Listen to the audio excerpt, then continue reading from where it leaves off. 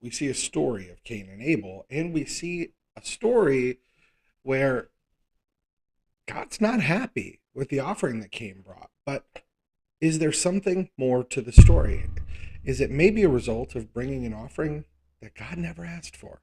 That's what we're going to wrestle with today on Bible Study Live. So let's get started.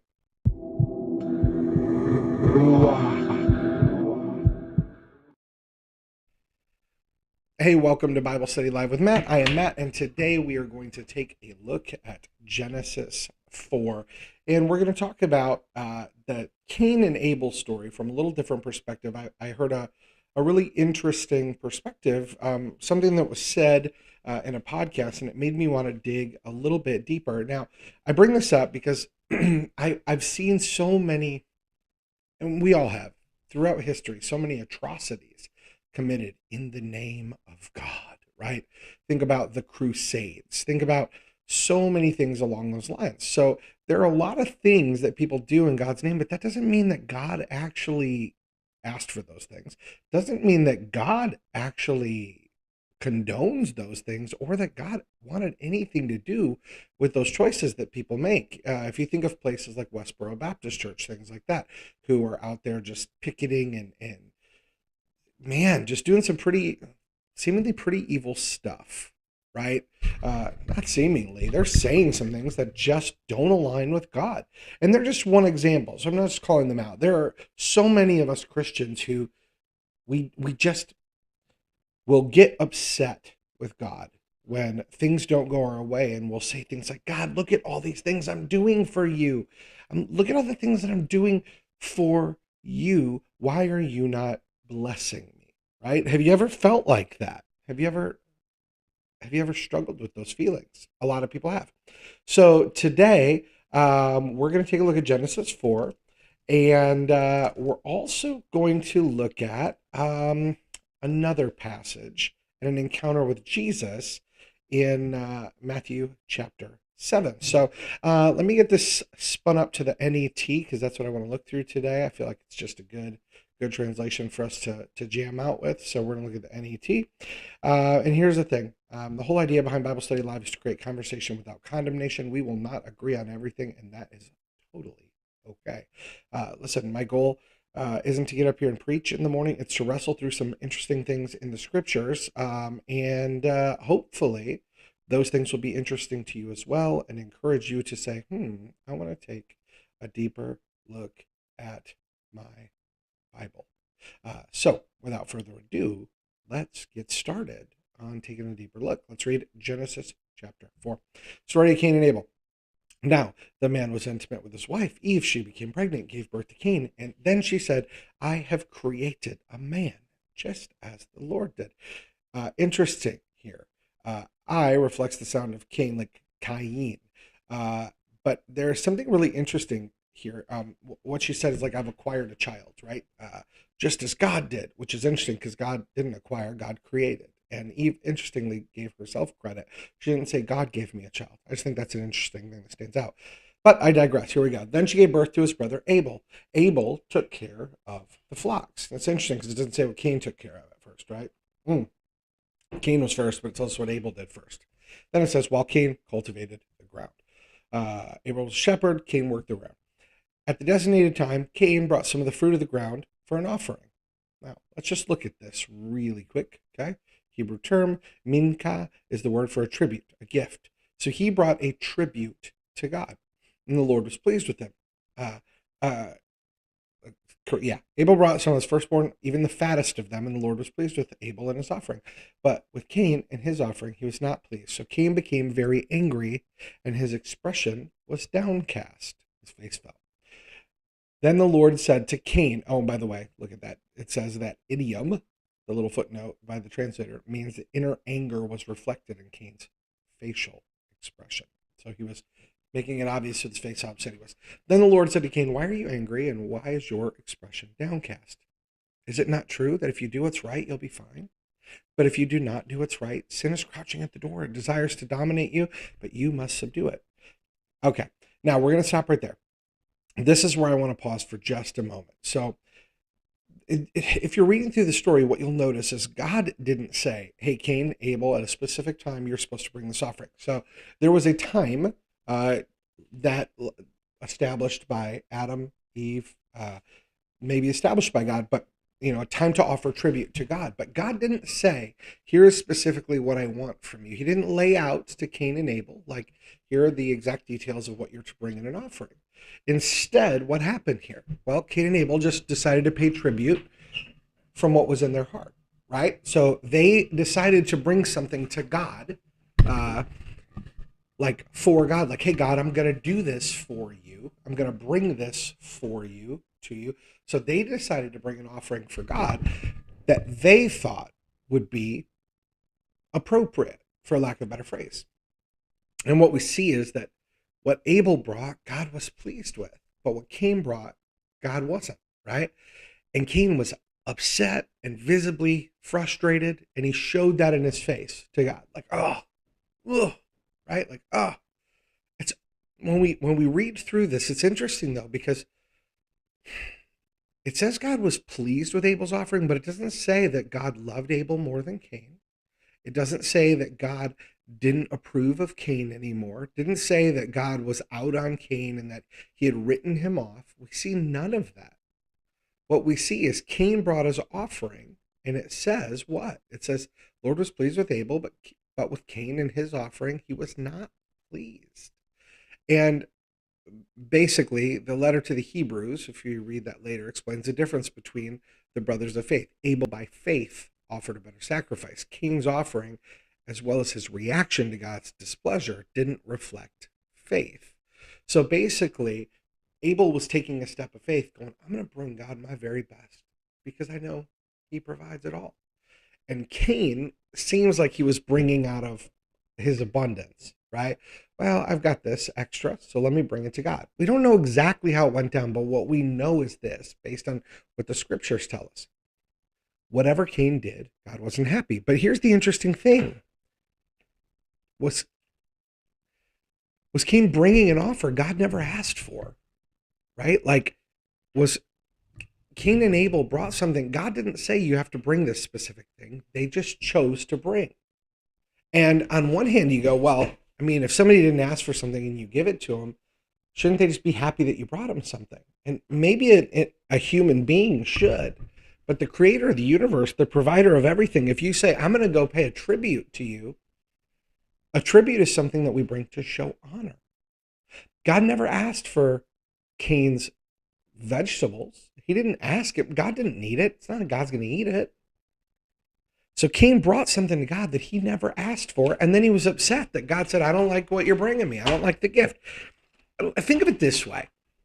This is what I'm wrestling with. I'm trying to frame this in and how to think about this, and I think of it like, have you ever got that Christmas present from a family member who you love the family member?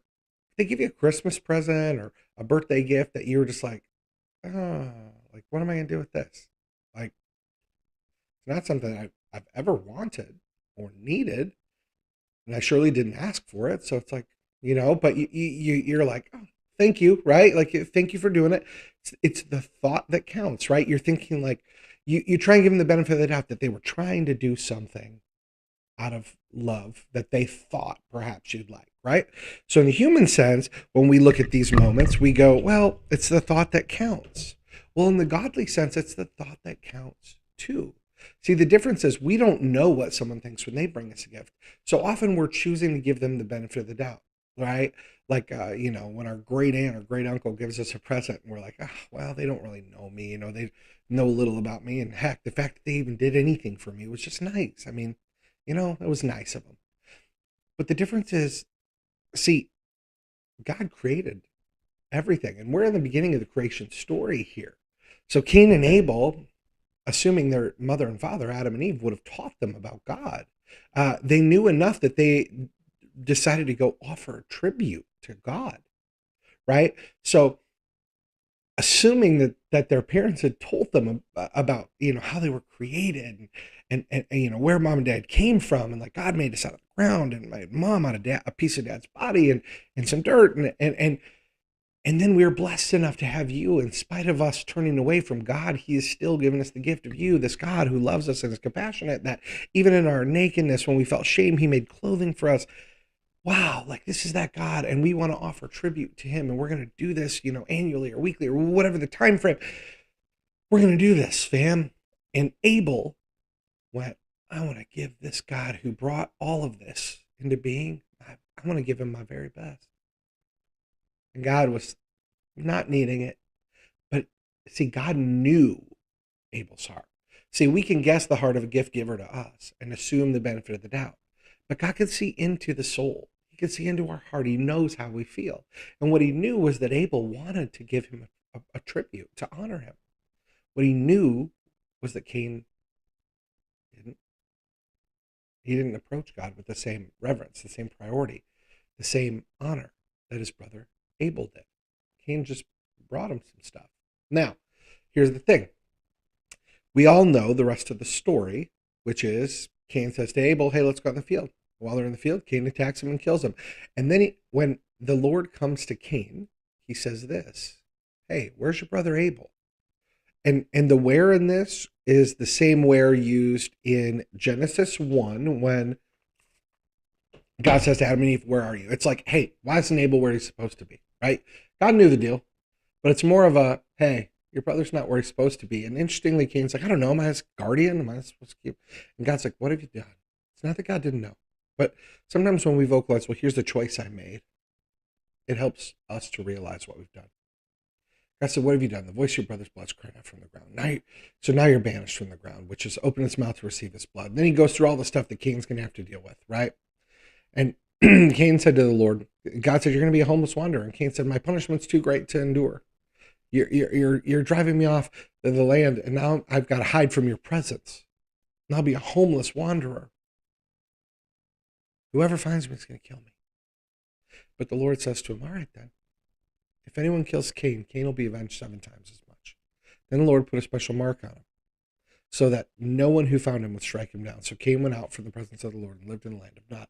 Now, there's a couple of interesting things here that I want to wrap with. Number one, God said you're banished from the ground, which opened up to receive your brother's blood. He said you got to move, right? You can't stay here.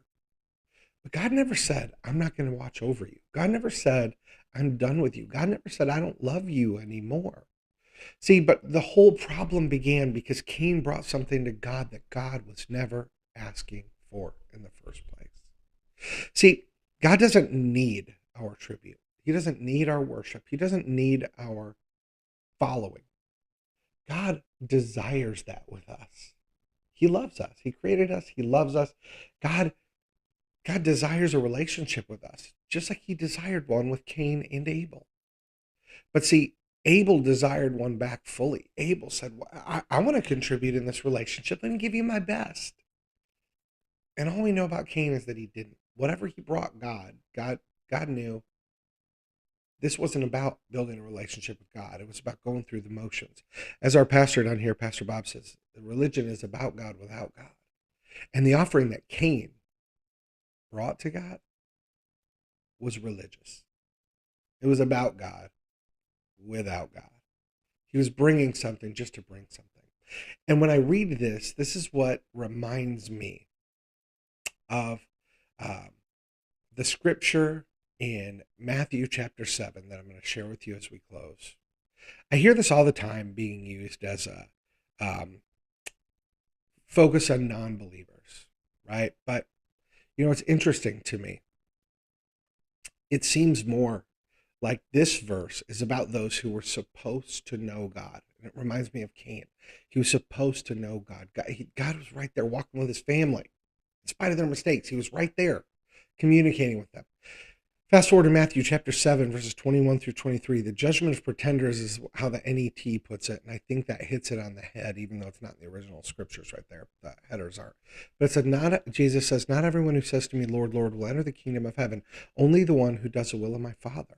On that day, many will say to me, Lord, Lord, didn't we prophesy in your name, cast out demons, and do powerful deeds in your name? Many. And then I will declare to them, I never knew you. Get away from me, you lawbreakers. Now, this is interesting. You who commit lawless deeds, you who behave lawlessly, workers of lawlessness. See, here's the thing. Jesus is saying this to whom? Go back and read Matthew 7 to look at the audience he was talking to. When I read this, I see a group of people that were supposed to have known more about who God is and his love for them and what he really wanted from them. See, these folks were going through motions. Didn't we prophesy? Didn't we cast out demons? Didn't we do a whole bunch of powerful things in your name? See, they were like, didn't we show off for you? Didn't we put your name on everything we did? Makes me think of Cain. He brought an offering. That's what he did. But it was something God didn't ask for. Just like these folks getting in and saying to Jesus, Lord, Lord, didn't we do these things? And Jesus goes, I didn't know you.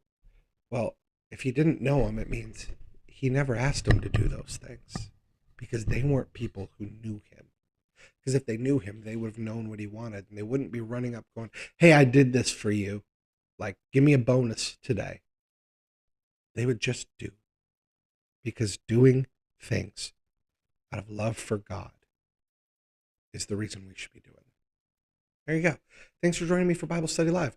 I got to go jump on a meeting. Love you guys. Appreciate you guys. And God bless you. See you tomorrow.